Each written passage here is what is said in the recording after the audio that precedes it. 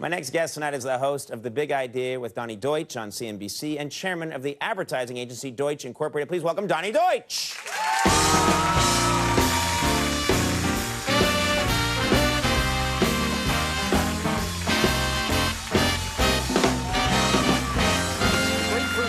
Yes, thanks for being here. Thanks for having me, sir.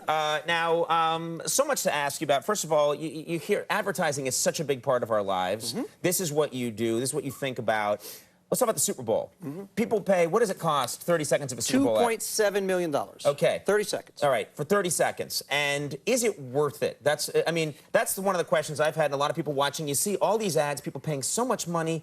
Does it change the nature of your business? There's no overnight? one answer to it. I think it's an event. It's America's town hall. We all get together. We celebrate. I don't think you can ever draw a straight line and say, okay, Coke spent $2.7 million. That's going to translate to $5 million. It's a part of an overall thing. Right. Now, sometimes someone will go in a lot of trouble to make an ad that's funny. And people will chuckle at the ad, but your contention is that, okay, the ad might be funny, but it's not always a good ad for the product. Interesting enough, historically, Alka-Seltzer, one of the best, historic ads, plop, plop, fizz, fizz, oh, spicy meatball. Yeah. Failed because people don't take their health seriously. I don't want to laugh when it comes to my upset stomach. Right. So we want to laugh with beer. We don't want to laugh with health stuff. Well, one of the things, there was an ad that a lot of people sort of thought was amusing, which was the Planters peanut ad that ran in the Super Bowl. I think we have a still from it. The woman with the big eyebrow, and everyone's attracted to her. All the guys are falling over for her, and then it turns out at the end of the ad, you wonder why, and she rubs Planters peanuts on her body. You think that's not maybe a great ad? I'm left with that visual. I don't want to eat those peanuts. Call me crazy. Right. That woman rubbing peanuts under her underarms. I'm sorry, I'm not eating peanuts.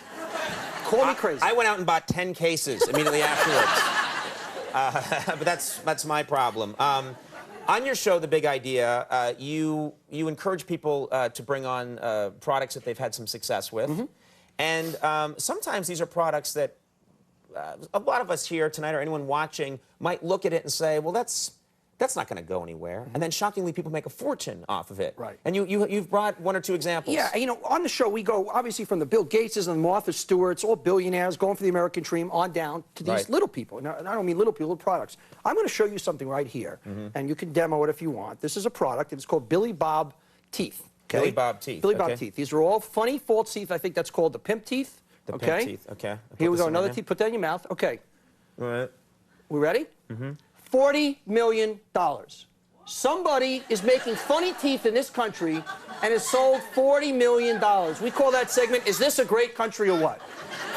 It really means that somebody has sold. Because I look at this and I think, like, it's okay, but how about this? How about like 40 million? 40. A lot of people, a lot of funny people want to go, hey, look at my teeth. There you go. These are mine. These are the ones that work for me. $40 million bucks. Hi there, Mr. Deutsch. How are you? Well, I would think, okay, you're gonna do okay with these, maybe. Right.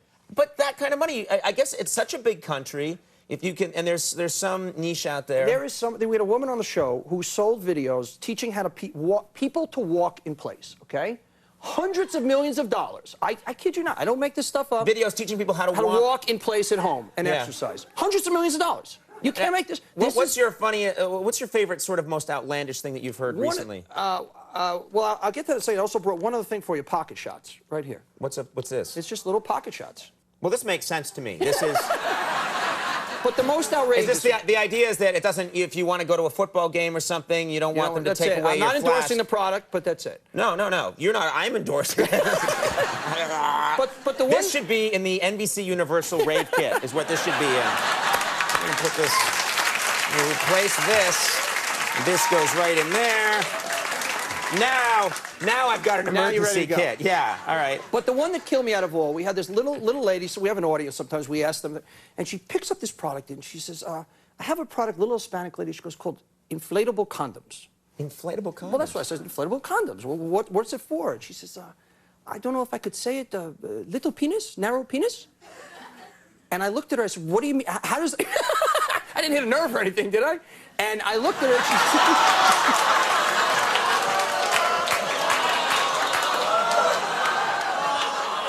Good night, everybody. Good night. It was a terrific segment. And I said, you didn't hit a nerve.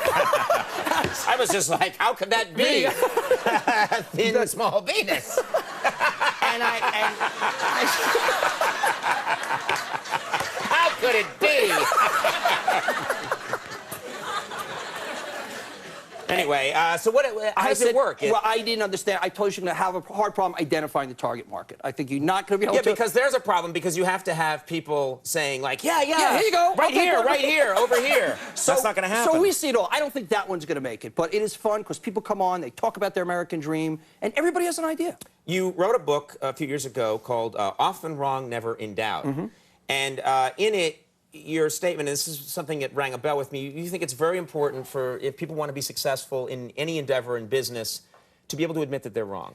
Every uber successful person I've talked to, every billionaire, they'll talk about their failures. That's where you learn from. Right. I mean, that's it. Your best bits have probably come out of something that you did that completely missed. But then you learn and you do something else, and that's in business. And you have to be able to say, you know what, I screwed up. That's it. You're not going to win all the time, and if you're afraid of failure, you're never going to make it. So you got to grasp failure. For me personally, I've always found that the truest sign of intelligence is when I'm talking to somebody, and I ask them a question, and they say, I don't know. Yeah. When someone says, I don't know, and that's one of the things we tell a lot of the young people that work here at the show, and we tell it to the pages, we tell it to the interns that work here. I'll say, like, I've been in this business, I've been doing comedy for 20 years. I still come in every day. I don't know what's going to work. You got to just try it. But I think there are a lot of people who feel they need to project, I know everything. The best of the best don't. Because Right. they're comfortable enough in their own skin, and they're secure enough, and nobody knows everything. If Right. we did, just what every show would rate the same way, every product would sell the same way, we know who the president is, it doesn't work. So obviously people don't have all the answers, and you got to say, what the hell, I don't know sometimes. I just don't know. All right, well, all good stuff. The Big Idea with Donny Deutsch airs weeknights at 10 on CNBC. Thanks for stopping by. Thanks for having me, man. Yeah, Appreciate it. really good. Donny Deutsch, the Dillinger Escape Plan. Coming up, we'll take a break. We'll be right back. Stick around. All right, everybody. Fine show tonight. Fine show coming up tomorrow night. Victoria's Secret supermodel Isabelle Goulart is going to be here. She was here before. Twice, I know. Third time's a charm. Meant nothing. Author of Apocalypse 2012, Lawrence Joseph, is going to be here, and musical guest Nada Surf. So watch that show. I promise I will if you will. You can watch it together. Take a break. When we come back, the Dillinger Escape Plan. We'll see you in a second.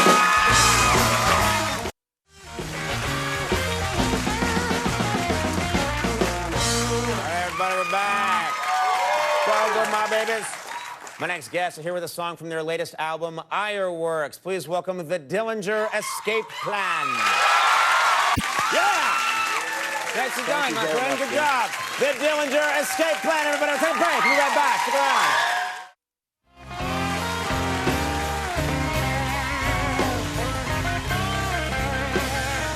All right, everybody, that is our show.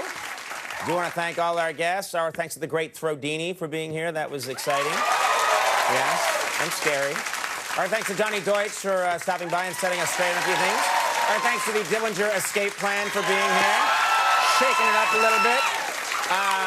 My thanks to Dr. Tanya Benenson for discovering my my life-ending heart ailment. Much to all of your amusement. Enjoy that, and of course, Max Weinberg and the Max Weinberg 7. Sit for the last 12 guys. Bye.